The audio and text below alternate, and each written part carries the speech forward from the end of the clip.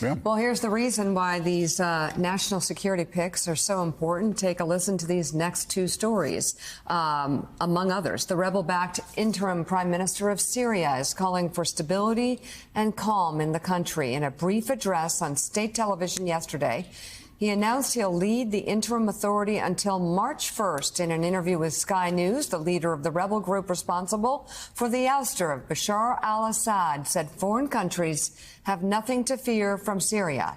In his first remarks to a Western news organization since the fall of the Assad regime, he said Syria is now moving toward development, reconstruction, and stability. But you know, Jonathan Lemire, perhaps if we are to believe this rebel leader whose group is considered a terrorist group, perhaps he is right that foreign countries have nothing to fear from Syria. Maybe, just maybe. Hope against hope, that's the case. I will say this morning, though, Syria has reason to fear foreign countries. The United States, 75 hits, and we should have done it, against ISIS groups all across Syria. The Israelis moving in, basically destroying the military infrastructure of Syria, so this group that's attached to al-Qaeda that may be running the country doesn't have the ability to use them. Same thing with Turkey right now. I mean, we have a lot of countries right now that are not even in a wait-and-see approach. They're moving right now to make sure that if they take a radical bent and continue to be a terrorist group, that they're just not going to have the power to go after Israel, to go after Egypt, to go after Saudi Arabia, go after Sunni Arab nations that are allies of the United States. Yeah, eager to take advantage of that power vacuum in this uncertain government. We should also note that these are very similar promises that the rebel leader is making now to what we heard from the Taliban. The new Taliban, and remember that? And as soon as they took, of course, we're going to let women go to school. Right, and as soon as the new Taliban was safely ensconced in power, they went back to being the old Taliban again. So let's get more on this, because some displaced Syrians who fled during the years-long civil war continued to flood back into the country yesterday and are seeing firsthand the remnants of Assad's brutal regime. NBC News chief foreign correspondent Richard Engel has a look inside one of Syria's most notorious prisons. Thousands of Syrians came to the Saydnaya prison outside Damascus to search for missing relatives. This is where the brutal regime of dictator Bashar al-Assad sent those who dared oppose him to disappear. A man held handfuls of nooses he found made of cheap nylon cord. Some were freshly used and still bloody. What did we do to deserve this, he asked. Amnesty International dubbed Saydnaya a human slaughterhouse. And now that Assad is gone, Syrians and the world can see the cruelty of his regime. They're describing this as a human press, a torture device that prisoners like this man is demonstrating here would be put on this slab and then crushed in order to torture them. In another torture room, Amal showed me a photo of her son Milad, missing for more than 10 years. He was sentenced for being a militant. My son was a nurse, she says. The squalid cells are now empty, broken open by the rebels Monday when hundreds of prisoners were freed. But families believe, or want to believe, their relatives may still be hidden in here. They broke holes in the walls, searching for secret rooms and basements. They didn't find any. Instead, they found paperwork. All over here, there are documents. It seems like this place was abandoned in a hurry. And if you come in here, you can see with flashlights, everyone is just searching for any evidence that their loved ones may have been here, may have been executed here. This woman says her son was taken here in 2013 and never seen again. I'm looking for evidence to give me hope he's still alive, she says. On their hands and knees, Syrians today searched for signs of life, poring over logbooks and records. So many names, so many tragedies. Syria's blackest site finally exposed.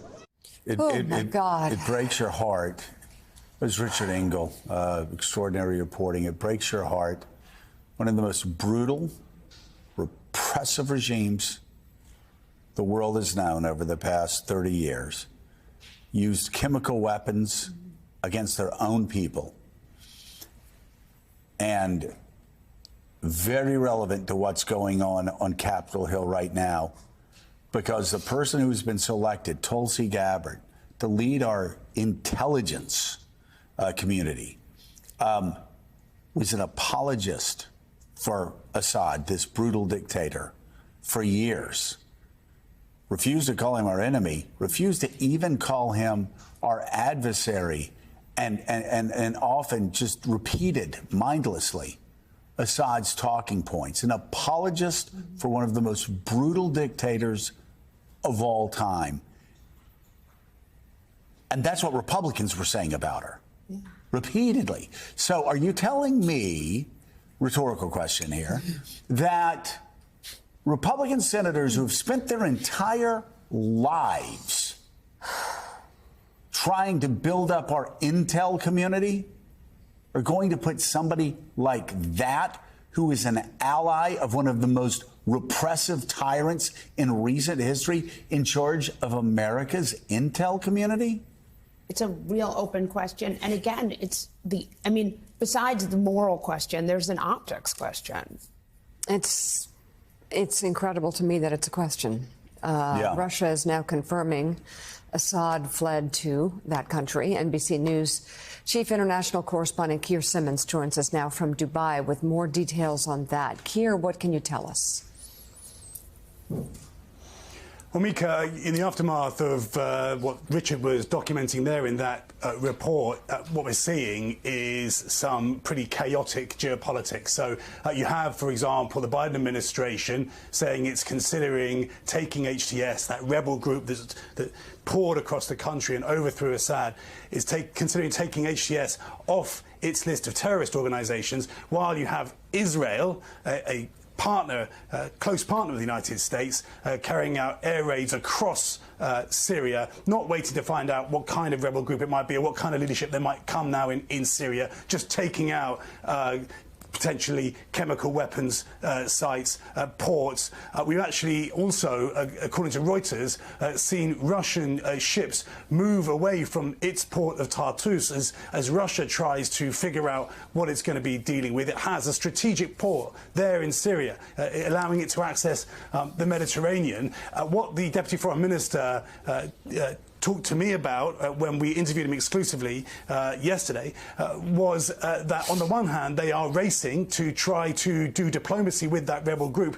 On the other hand, as you mentioned, they're offering protection to, I guess, the person we must now call former President Assad. Take a listen.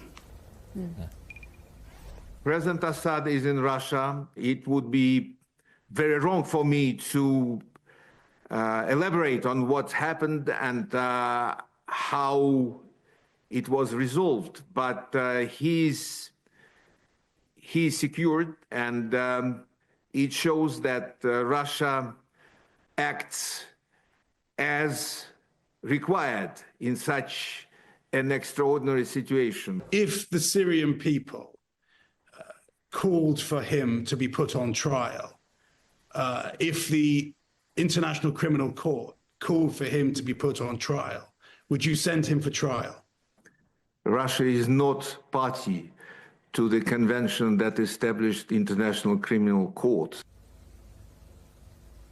Those words from Sergei Ryabkov there, that Russia is doing the right thing, that, I think, is a message to the global south, to any leader who fears they might be overthrown.